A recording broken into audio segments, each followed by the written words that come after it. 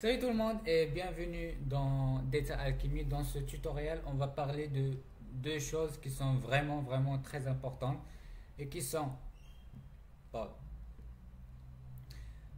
primary et foreign keys, les clés primaires et les clés secondaires. Ok.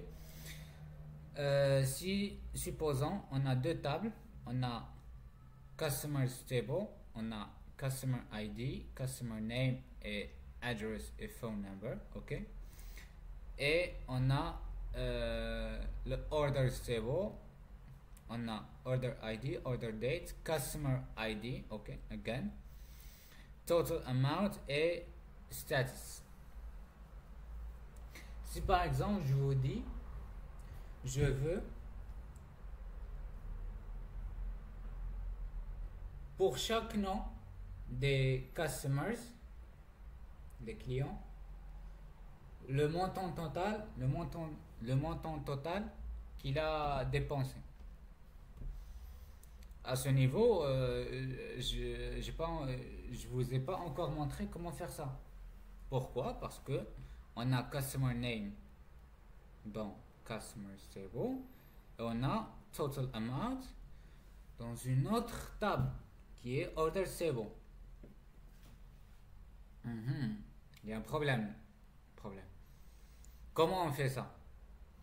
C'est en utilisant primary key et foreign key, les clés primaires et les clés secondaires. Tout d'abord, c'est quoi une clé primaire et c'est quoi une clé secondaire? Une clé primaire, c'est une colonne, ok?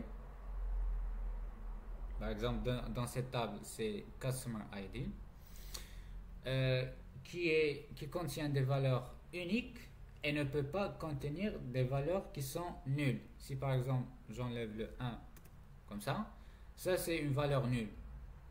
Mais dans SQL, et si on avait mentionné que Customer ID c'est le primary key, la clé primaire, ça ne marchera pas. Il faut toujours avoir une valeur. Ça pour la clé primaire. Maintenant, on va passer à la clé secondaire. C'est quoi une clé secondaire? La clé secondaire est une clé primaire d'une première table et qui est une colonne normale dans une deuxième table. Là, pour Customer ID,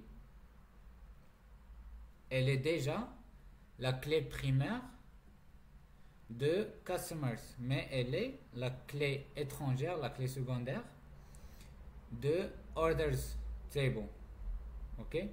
Et c'est grâce à la clé primaire et la clé étrangère qu'on peut entretenir une relation entre deux ou plus de tables. Ok? Là, je vais vous montrer comment, en termes de création de table, comment on fait ça. Salut, si vous avez besoin de prendre une séance avec moi qui est totalement basée sur vos besoins, cliquez sur le lien en dessous et sur la description et je vous dis dans le classroom. Bye bye.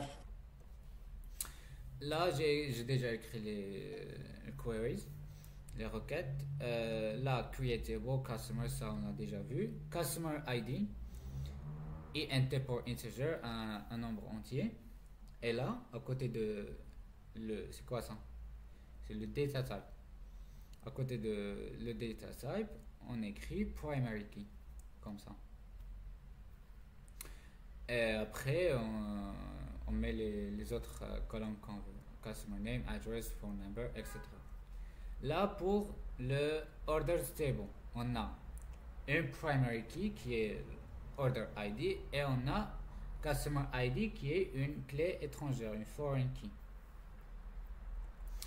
Là, on met creatable orders, ça on l'a vu, order ID, int, primary key. Ok? Ensuite, order date, date. Et là, pour la clé étrangère, on met juste customer ID, int, normal.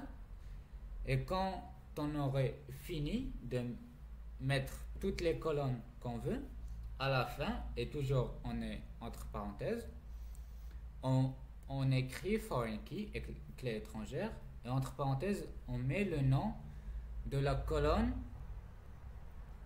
de cette colonne dans cette table. C'est-à-dire, là, dans l'order table, on a Customer ID.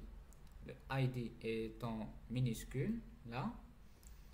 Et dans Customer ID dans Customers, le ID est en majuscule. Je sais que je vous ai déjà dit que minuscule, majuscule dans Workbench, c'est pareil. Mais c'est juste pour vous montrer la différence. Ok?